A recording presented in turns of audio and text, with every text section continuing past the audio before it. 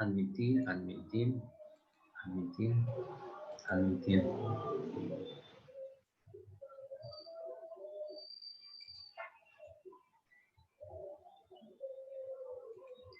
Wow, ¿cuántos que hay?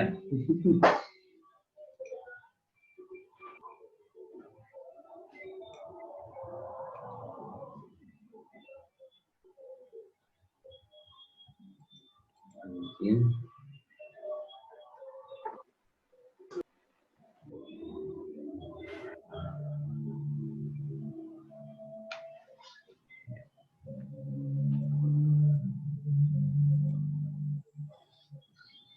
Maxi Lauma.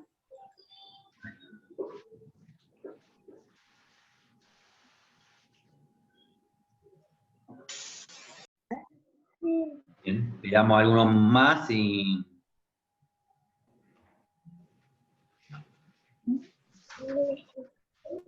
Creo que eran 20, 26, por eso estaban conectados la vez pasada.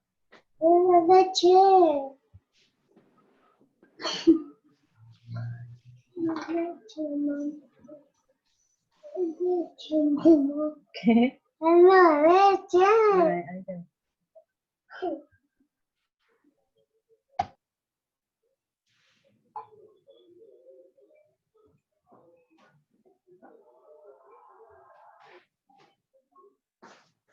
Bien.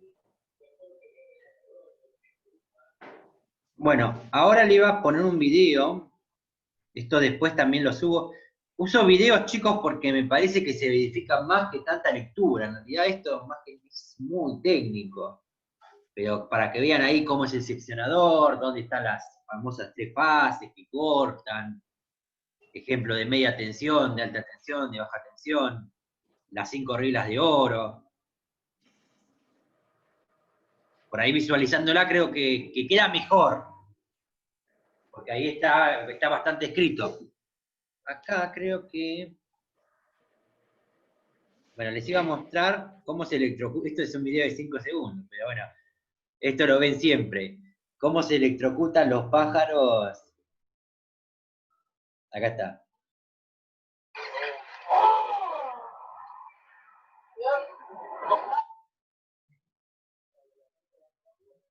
No estoy compartiendo nada.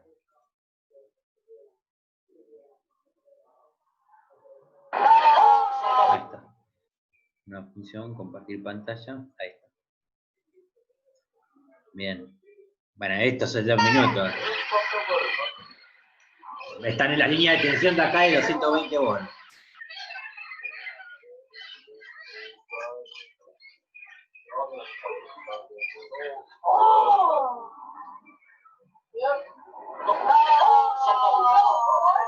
Bueno, si alguno de las zonas saben los desastres que están haciendo estos pajarracos en Azcazú y en Pedro Luro, un desastre con el cambiado.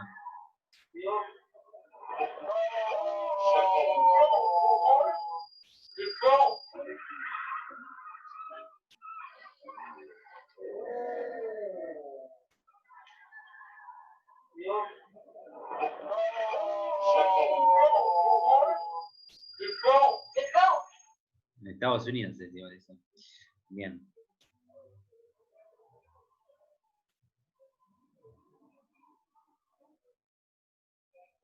Ahora ahí le abro otro.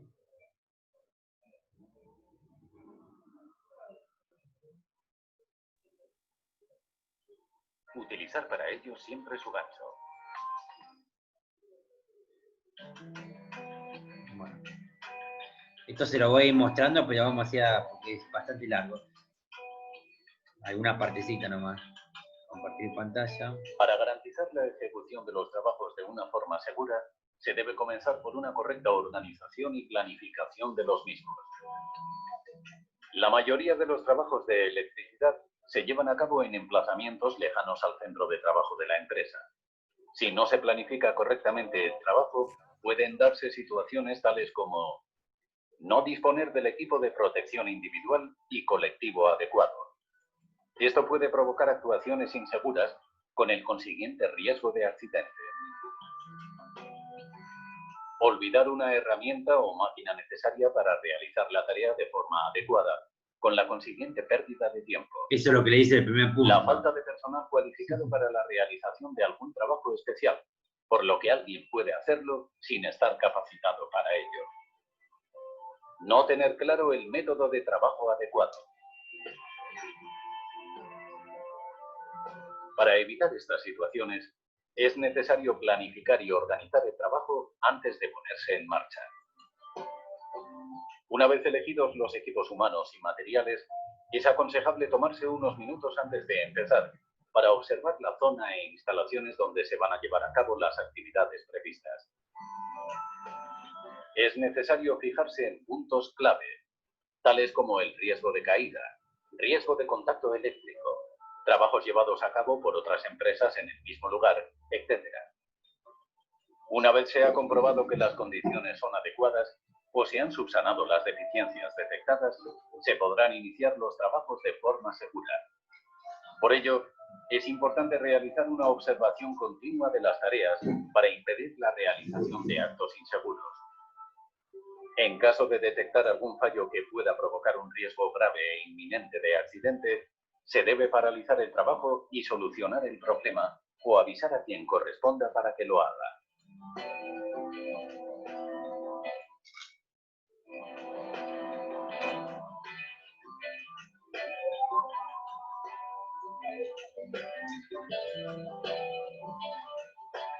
La concurrencia de dos o más empresas en un mismo centro de trabajo o de diversas actividades en el mismo emplazamiento puede provocar que los riesgos laborales propios de cada actividad se vean incrementados por diversas razones, tales como el desconocimiento de las otras actividades y, por tanto, del riesgo que éstas puedan generar, la interacción descontrolada o la incompatibilidad de las diferentes actividades. En estos casos, se deberán adoptar medidas.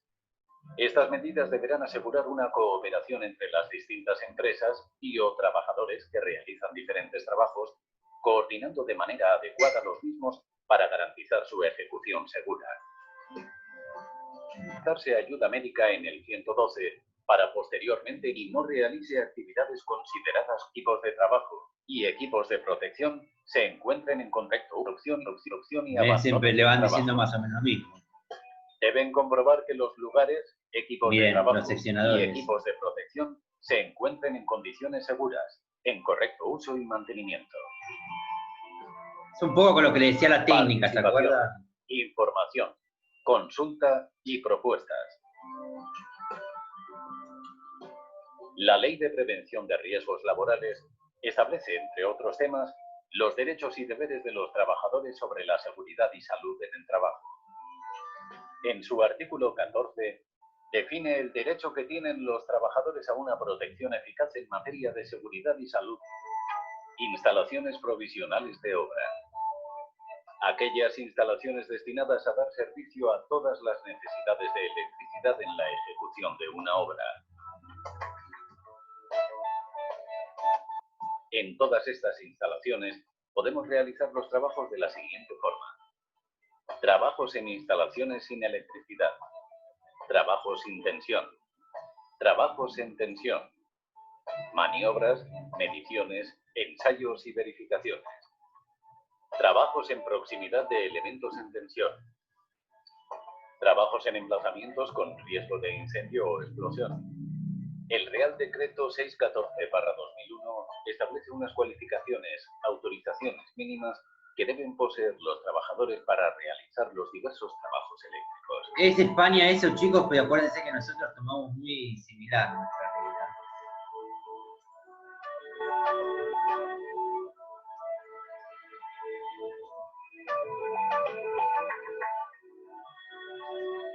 Plan de seguridad. Evaluación de riesgos. Muchas actividades del sector se realizan en el entorno de obras de construcción. En este caso, la normativa que se aplica en estos trabajos es el Real Decreto 1627/97 de Obras de Construcción. Para los trabajos sujetos a este Real Decreto, el Plan de Seguridad será el documento que refleja los procedimientos, equipos técnicos, medios auxiliares, identificación de riesgos y medidas preventivas junto con los EPIs y equipos colectivos que deben utilizarse para la correcta ejecución de los trabajos. Para aquellos trabajos que no estén sujetos al Real Decreto 1627/97 de Obras de Construcción, el documento que debe utilizarse es la evaluación de riesgos, integrada en el Plan de Prevención de Riesgos Laborales de cada empresa, identificando los riesgos a los que cada trabajador puede estar expuesto, así como las medidas de prevención y protección que deben llevarse a cabo para la ejecución segura de los trabajos. Bien sea a través del plan de seguridad o de la evaluación de riesgos, todos los trabajadores deben conocer la información que estos documentos establecen para poder aplicar correctamente las medidas de seguridad que indican y evitar accidentes. En todo caso, se debe disponer de los procedimientos específicos para cada tipo de trabajo definido por el Real Decreto 614/2001 sobre el riesgo eléctrico. Organización y métodos de trabajo. Los contactos eléctricos pueden ser de dos tipos. Contactos eléctricos directos, que ocurren cuando una persona toca un elemento de la instalación eléctrica que está en tensión. Y contactos eléctricos indirectos, con masas o carcasas puestas accidentalmente bajo tensión por un defecto interno de aislamiento. Esta clasificación es importante, pues según el tipo de contacto, se aplican unos sistemas de protección u otros. Veamos estos sistemas. Sistemas de protección frente a contactos eléctricos directos. Interposición de obstáculos. Los obstáculos interpuestos pueden ser tabiques, rejas, pantallas, cajas, mamparas o similares. Para indicar los grados de protección proporcionados por un envolvente, se sigue el sistema de codificación IP. Sí. La primera cifra del código IP indica el grado de protección frente al ingreso de objetos sólidos.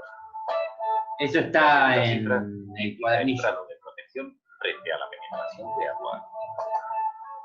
Alejamiento de partes activas. Se consigue manteniendo esta parte de la instalación a una distancia del lugar donde las personas puedan encontrarse, de modo que sea imposible un contacto fortuito con parte de su cuerpo o con los objetos que manipule. Recubrimiento de las partes activas. Para evitar tocar accidentalmente un conductor, estos se recubren por medio de un aislamiento apropiado, capaz de conservar sus propiedades con el tiempo y que limite la corriente de contacto a un valor no superior a 1 miliamperio. En los cables de baja tensión se utiliza un recubrimiento de plástico que tiene unos colores de identificación.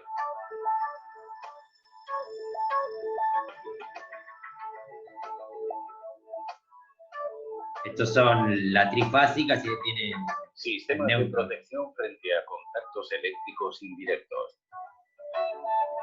Pueden ser sistemas de tipo A, cuyo objetivo es suprimir el riesgo haciendo que los contactos no sean peligrosos, al ser las tensiones inferiores a los valores de seguridad, 24 voltios en emplazamientos húmedos o mojados y 50 voltios en emplazamientos secos.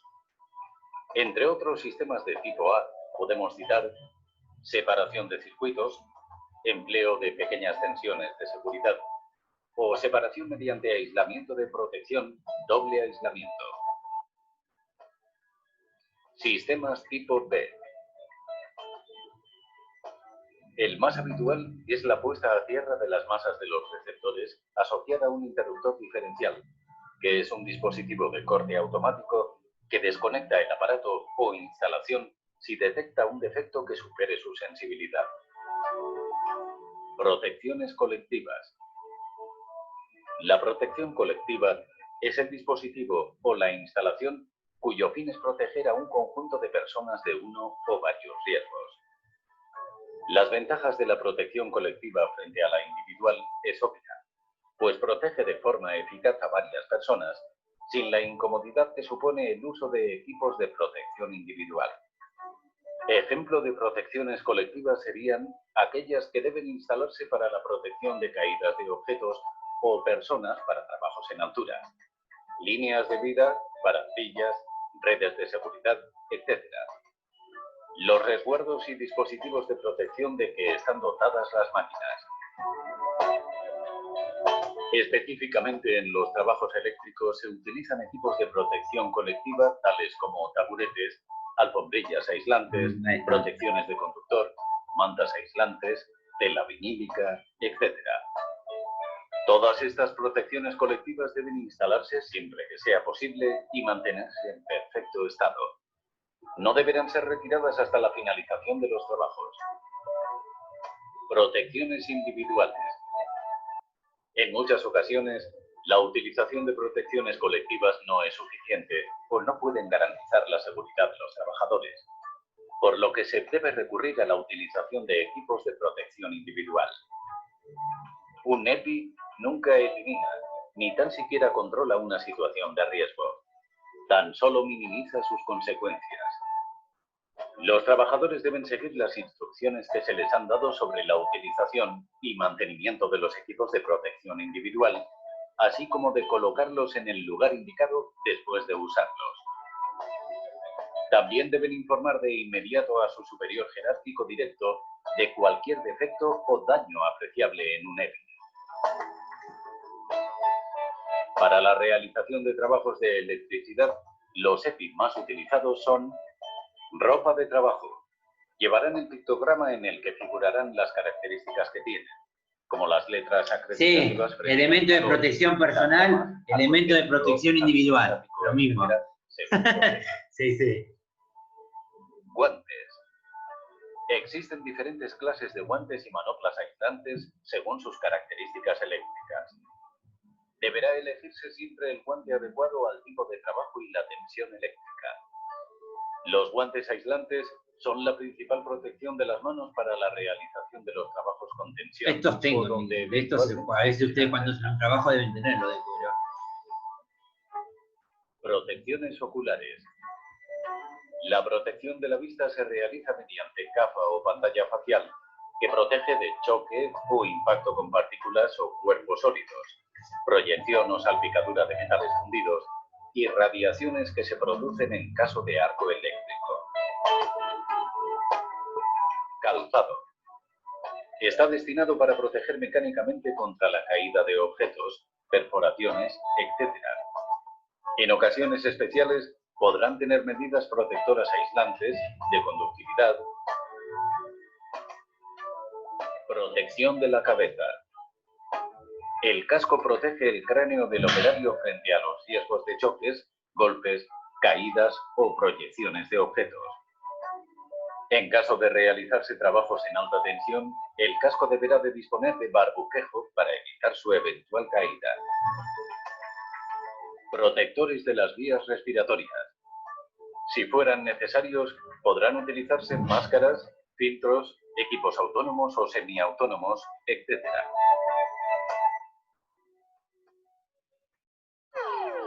Bien, vamos a cortar este. ¿Van aprendiendo algo más, chicos? No, bueno, está bueno, porque ahí les muestra, o sea, lo que estamos diciendo en palabras, ahí se nos muestran cómo opera. Después de ahí que cumplan los lugares de trabajo, ¿viste? Ahí es otra cosa.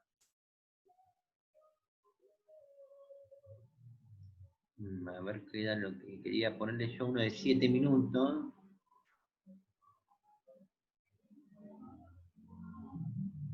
Le voy a poner esto para que sepan qué es lo que significa tierra y neutro. Este video solo dura minuto y medio. Sin embargo, ya lo habéis visto. Vieron que ahí también le daba los colores de las cosas diferentes y no tienen nada que ver.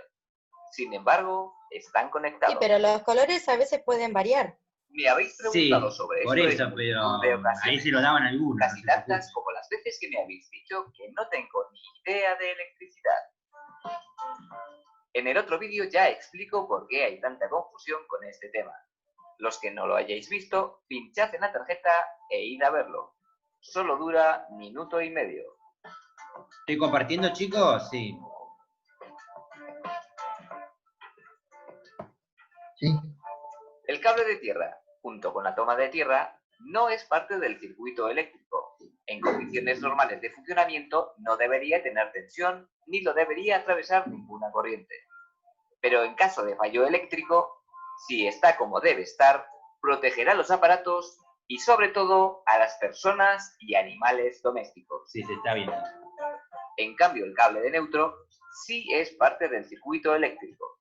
Está ahí para permitir el paso de corriente eléctrica y sin él ningún aparato funcionaría. Entonces, ¿por qué están conectados?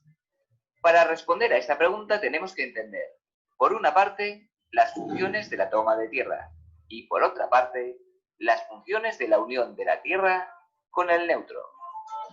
Bien. Esto, chicos, se lo doy porque vieron que le dicen colocar a tierra y ustedes dicen, ¿qué carajo es colocar a tierra por ahí?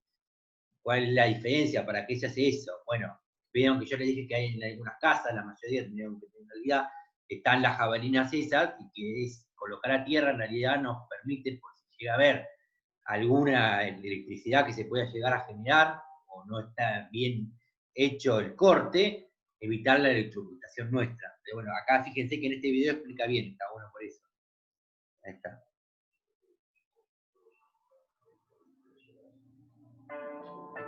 Ya lo habéis visto en el título y también lo habéis visto en el otro vídeo que he publicado junto con este. El cable de tierra y el cable de neutro son totalmente distintos. Hacen cosas diferentes y no tienen nada que ver. Sin embargo, están conectados. Me habéis preguntado sobre esto, sobre todo a las personas y animales domésticos. En cambio, el cable de neutro sí es parte del circuito eléctrico. Está ahí para permitir el paso de corriente eléctrica y sin él ningún aparato funcionaría. Entonces, ¿por qué están conectados? Para responder a esta pregunta tenemos que entender, por una parte, las funciones de la toma de tierra y por otra parte, las funciones de la unión de la tierra con el neutro.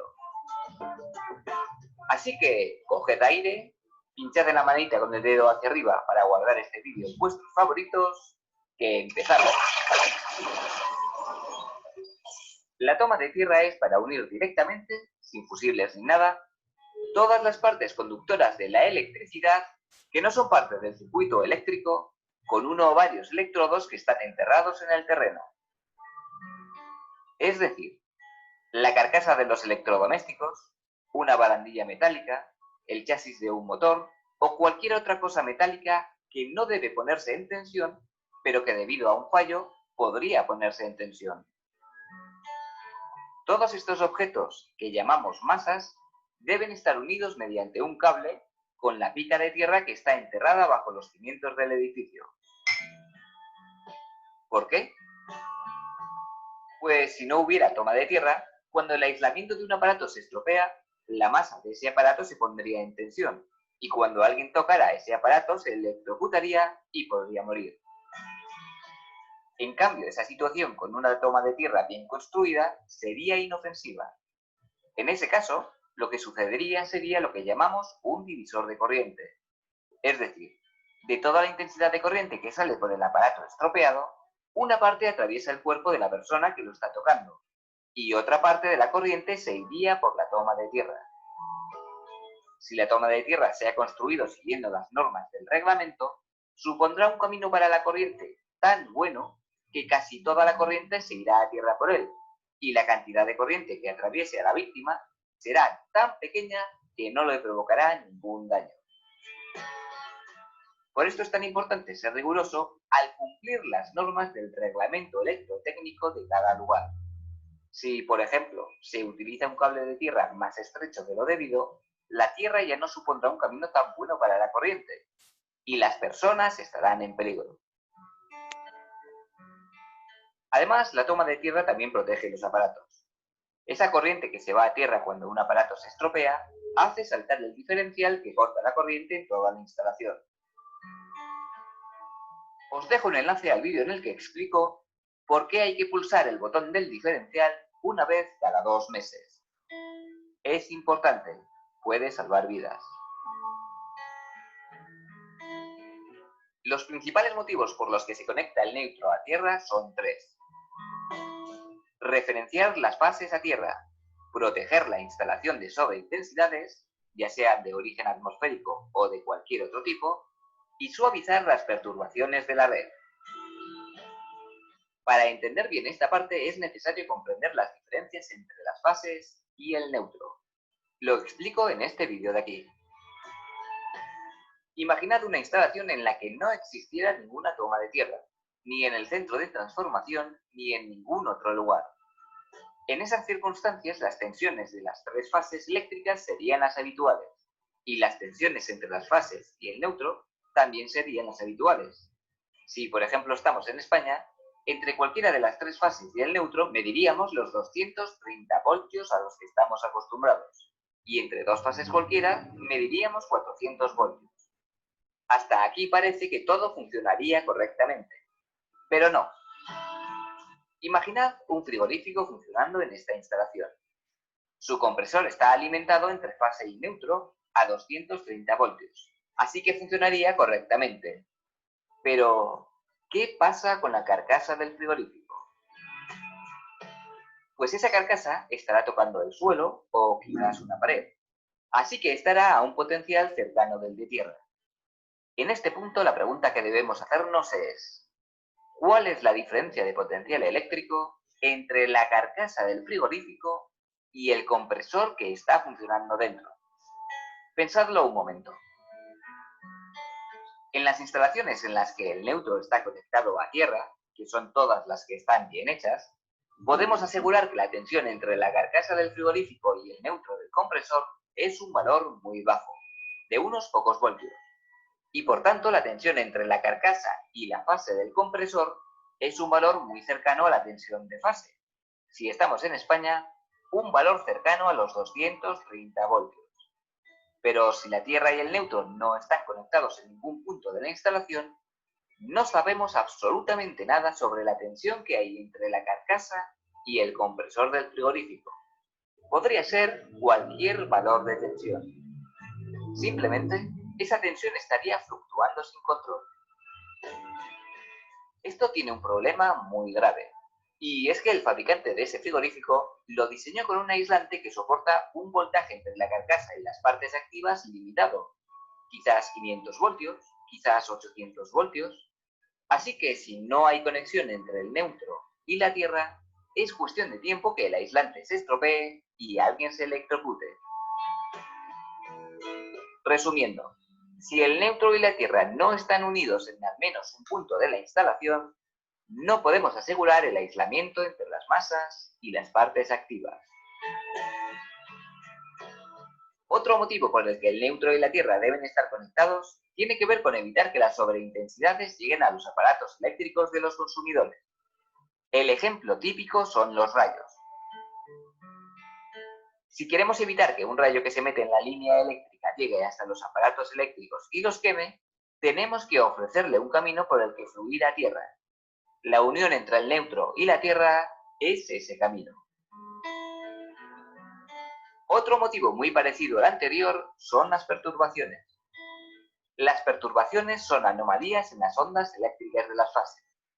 Puede suceder que las cargas de las fases no estén bien equilibradas, o que una fase tenga menos tensión que las otras, o que haya microcortes, o 1000 problemas más.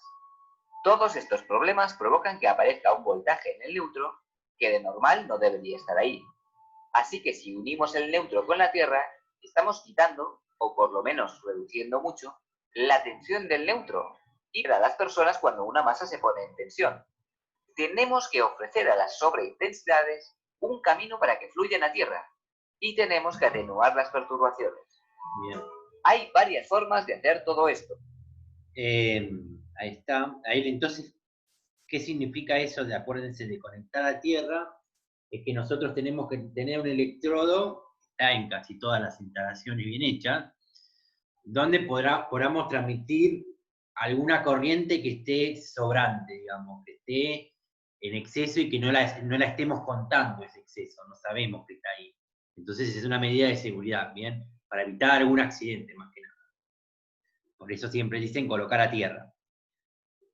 Como dice ahí, puede ser la carcasa de los instrumentos eléctricos, o sea, de los aparatos que tengamos que pueden generar una cierta energía electrostática, que haya un cortocircuito, o que, ¿cómo se llama esto?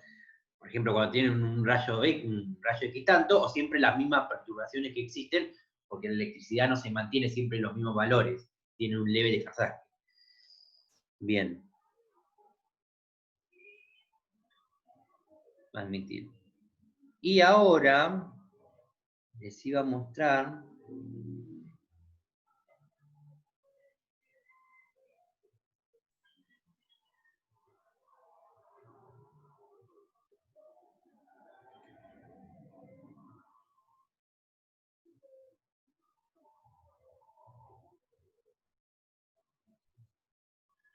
no, este es el que recién mismo. No.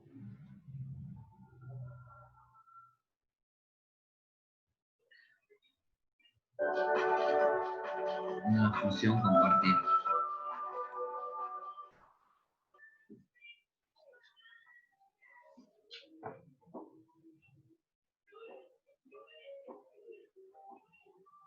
Perdón,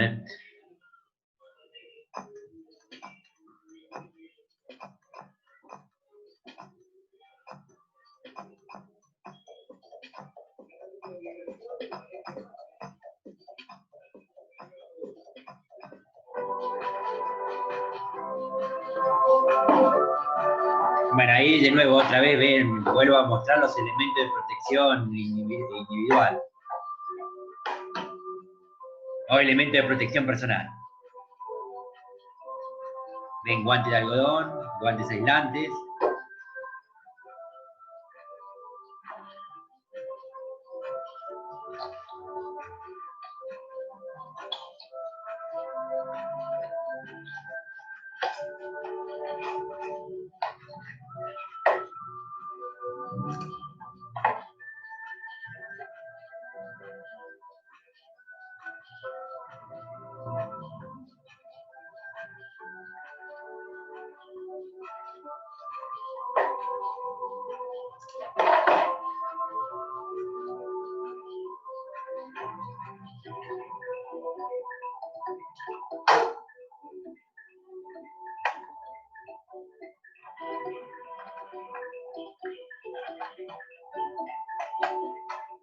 Y llevarse la llave.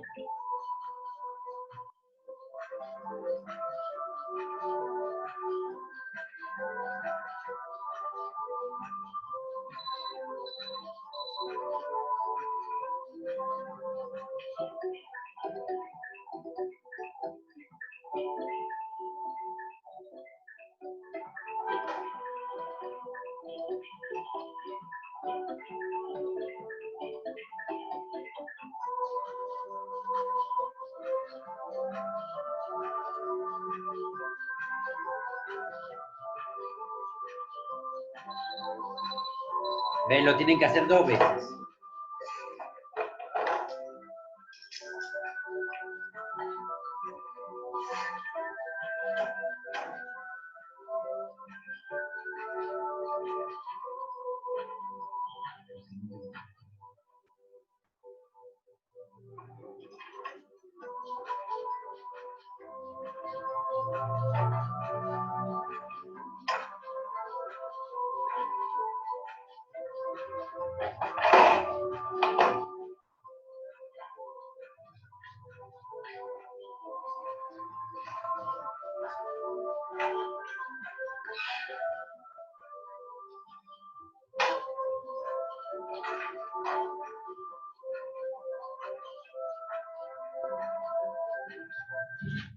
Ven que hay otra vez de nuevo las reglas de oro.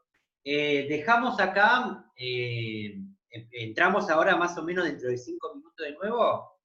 vemos unas cositas y después hablamos del parcial, ¿te parece?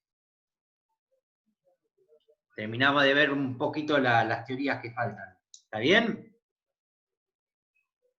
Porque ya nos queda un minuto nomás.